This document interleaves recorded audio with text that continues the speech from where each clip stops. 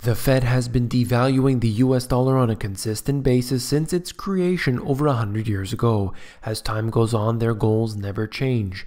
Make sure people are not able to save money and make sure the currency is always worth less every single year. Mission accomplished. You came here for the truth, so let me unveil that for you. Today we are going to get into a touchy subject. Let's begin. Here, this is directly from the St. Louis Fed's own website, and we are looking at savings. Retirement account balances by age group. So you'll see the ages right here in this legend. But what I wanted to note here was that the average individual, they don't have retirement savings. And surely there is a group of people out there who, based on this, between 56 and 61, they tend to have more savings than the rest. But ultimately, what we're looking at here is that top 90th percentile. They've got a lot of savings. Definitely. They have assets, maybe they have businesses, and they have their financials in order, or so they believe.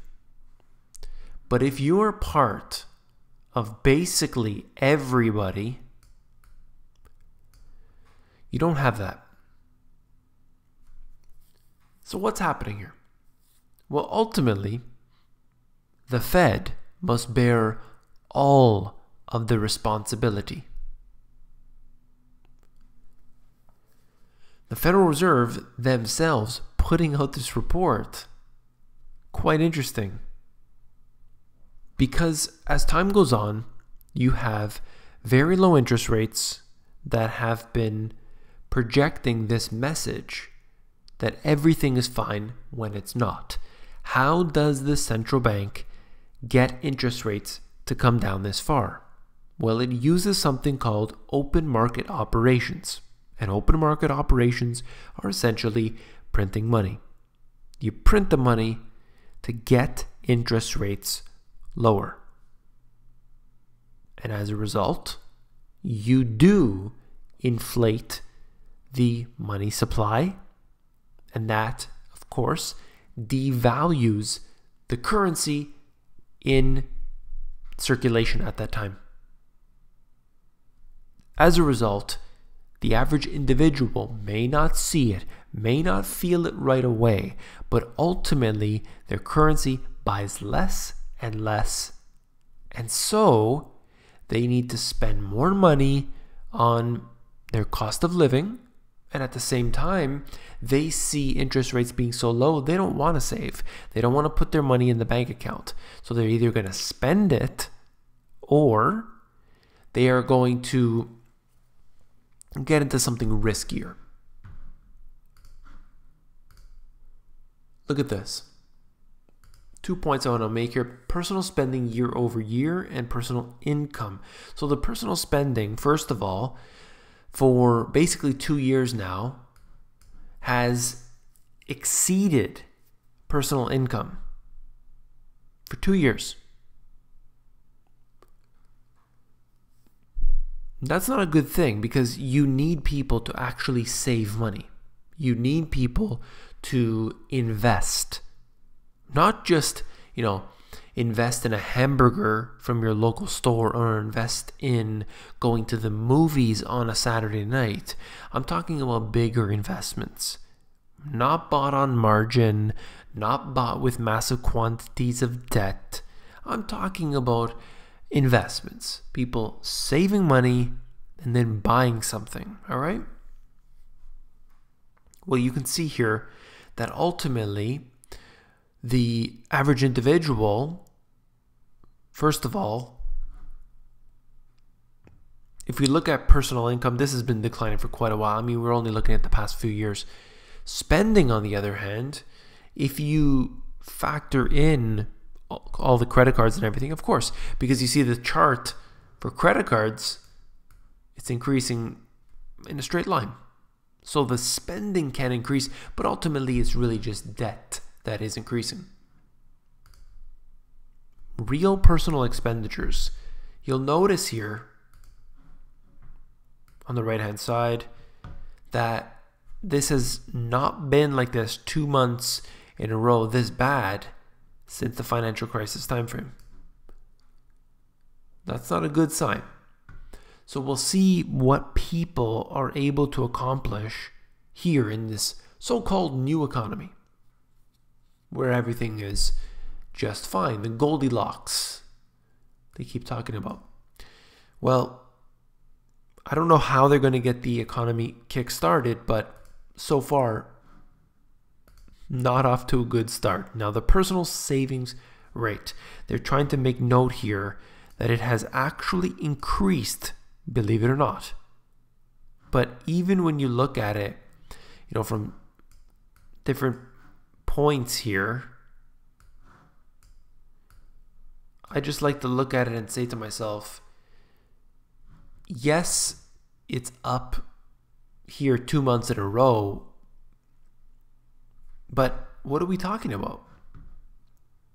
You know, maybe 3%, maybe 3.5%. It's hard to tell from here. That's not, just by the way, I'm pointing here. That's not a good sign, because ultimately what you have here is individuals not prepared for the future. And there's a reason why they don't want to be prepared for the future. Because ultimately, they're saying, why bother? What am I going to do? Put my money in the bank and get 1%, 2%? Maybe if I invest in something riskier, I'll get 3%. It's not worth it. At least that's what they see. Now, this is out of Stockman's Corner. Why corporate America did well and truly go on a borrowing spree. Back in early 1997, corporate debt outstanding totaled, check this out, okay, $4 trillion. It computed to 54% of GDP. By contrast, in 2017, it was 14 trillion, 72% of the GDP. There's absolutely no reason to assume that somehow the US corporate sector was under-leveraged in 97 and that the Fed's monetary central planners helped to get it properly buried in debt. Still, the debt ratio has stayed, had the debt ratio stayed at 54% of the GDP, corporate debt today would be a cool $3.5 trillion lower. But of course it's not. Take a look at this here. Total credit to non-financial corporations. You could see what has happened. Very, very clear. And you're looking at the blue line here. That's basically the yield and interest rates essentially. And you could see where that has gone.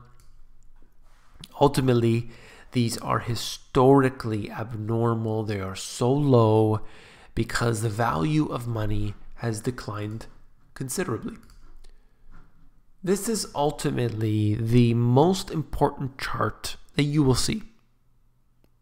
US stocks and the G3 central bank balance sheet. You could see the G4 I've shown you here before, the G5 plus Switzerland. And ultimately, they are in lockstep. They are completely coordinated. Sure, the Federal Reserve may be weaning off, but all central banks in the world have a massive quantity of stimulus that they've put out there. Take a look at this and understand what's happening. I get into a lot of discussions with people who simply continue to point out the fact that US stocks have risen. I'll say any fact, doesn't matter what it is. Central banks are printing money to the tune of tens of billions of dollars every single month, and they've printed up $15 trillion since the financial crisis. Interest rates are at historic lows. The response? stocks have risen. Yes, I know stocks have risen, but this fact, this fact, this fact, and this fact. And they will reply, yeah, but stocks have risen. Well, you can't try and change people's minds. I mean, if they don't want to see the facts, it doesn't really matter. Now, the Fed's balance sheet is quite a concern because as of the peak, you can see just so happens to be that the peak of the stock market, ever since then, the Federal Reserve has been weaning off. They said they were going to do it in October of last year. It's been sort of up and down and up and down.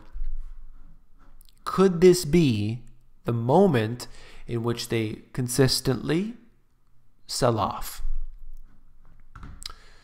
If it does, market's coming down. There is no other way to put it. That's the reason why the market went up in the first place. So of course, unless other central banks around the world fill in the void, we're going to have a big problem.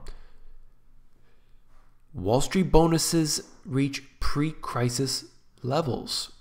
Well, of course, simply because of the fact that everything is fine these days. Nothing to worry about here. Well, bonuses paid to New York City workers in the financial securities industry has returned back essentially to where we were back just before the financial crisis. Excellent. All right, and I'll leave you with this. I saw this graphic. I thought it was amazing. I'll just let you read it for yourself and just say that ultimately we need to make our own preparations. If you have a pension plan and you'll be able to reap the rewards of that, then great. If you have some sort of savings in the bank and that'll be more than enough for you, great. But I suggest to everyone to be fully diversified and especially don't rely on any one system that's been either set up for you or maybe something that you've been paying into. Do not rely on it. Hey, if you get it, great, but don't rely on it. Make your own preparations. That's all I'm going to say. If you found the video informative, I know that you will find my books, the Money GPS, and my newer release, Global Economic Collapse, even more informative. You can actually flip through these books. Take a look at the links in the description below. Take care.